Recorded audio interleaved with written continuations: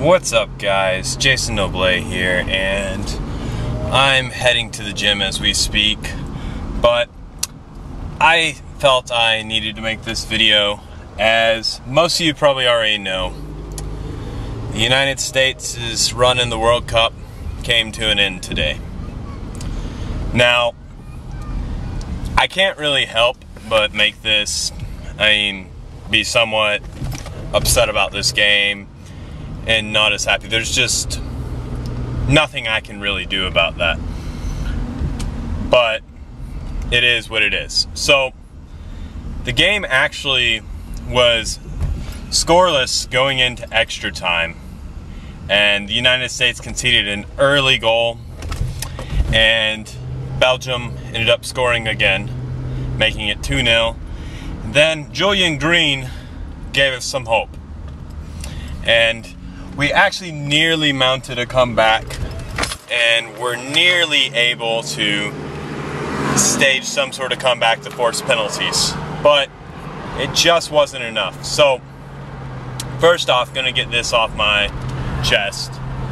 I'm extremely proud of the United States performance in the World Cup this year. We played overall very well for our team. In this game, we defended extremely well. Tim Howard had, I'm gonna say flat out, the best goalkeeper performance of the tournament. Now, he's not gonna get quite the credit some people do, because one, he did get scored on twice in overtime, and two, it was against Belgium. People are gonna say a performance like Ochoa versus Brazil is a bigger performance because Ochoa kept his clean sheet, and it's against Brazil. Belgium isn't quite Brazil. But there also was an extra time in the Brazil-Mexico game. But that's a completely different story, and I'm gonna get away from that now. So, as far as the game goes, I have to say this, and I'm not gonna make any excuses. Belgium, we're just the better team than us.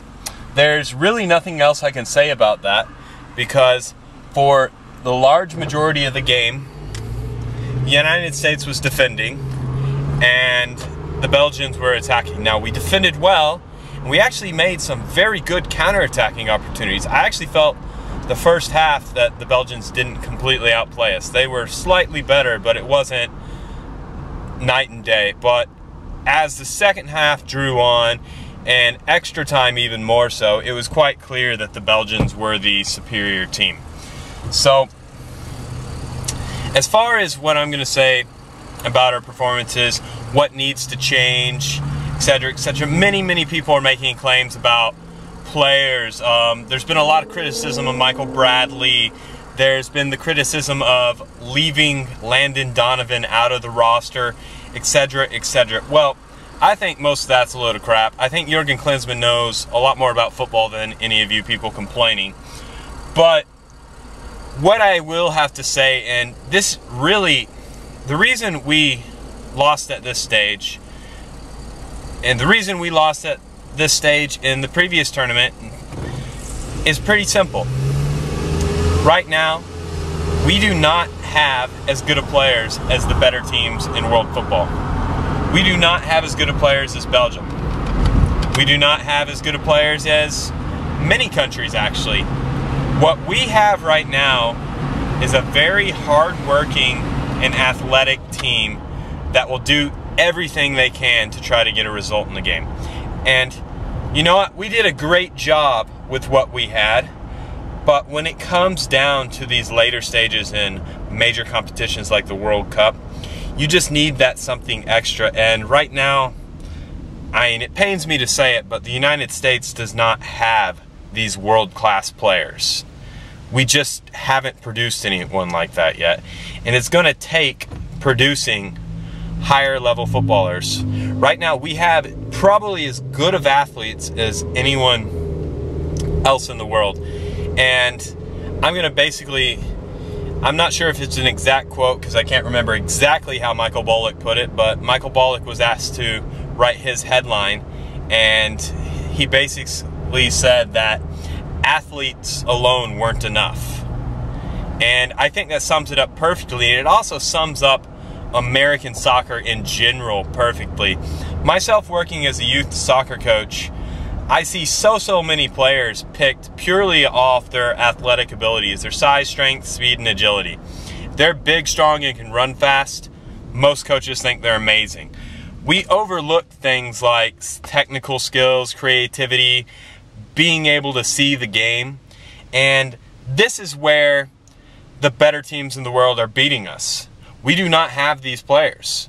We have not produced these types of players. We produce great athletes that can work hard, put in a very workmanlike performance, and give any team in the world hell. We could, on our day, disrupt any team in the world and defend for our lives and maybe get a result. We do not have the ability to take it to any team in the world and outplay them. Teams like Brazil, Argentina, Germany, etc., they have this ability. They produce these players. And what it's going to have to come down to is, I think, America as a whole is going to have to change many of our philosophies. We're going to have to change the philosophy of only looking for great athletes. We're going to have to look for the kids that have the ability to do skills, the ability to be creative, the ability to take opportunities and use technical skills and their brains to beat the game, not just looking to beat players with pace or size, strength. Now, there's nothing wrong with players with pace, size, and strength. Just, let's put it this way. The United States has produced players who, on a size, strength, and speed aspect, are on the same level as Cristiano Ronaldo. Yet, we've never produced a player even close to the technical abilities of Cristiano Ronaldo. So, there's where the problem is. Portugal has a player like that, and we have the incomplete package. We need to be striving to not only produce those top-tier athletes, but produce top-tier athletes with top-tier technical abilities, and get a few mid-tier athletes with top-tier technical abilities, and that's how we're going to be excelling, and that's how we're going to improve as a team. And I do think, at least with Klinsmann, we are heading in the right direction. I think Jurgen Klinsmann knows this far more than even I do. But the problem is him being the head coach of the national team, he's not the one who's doing this end of the bargain. He has to select the best current players that we have and get the best out of them. The people that are going to be producing the top players 20 years from now are people like myself coaching youth soccer.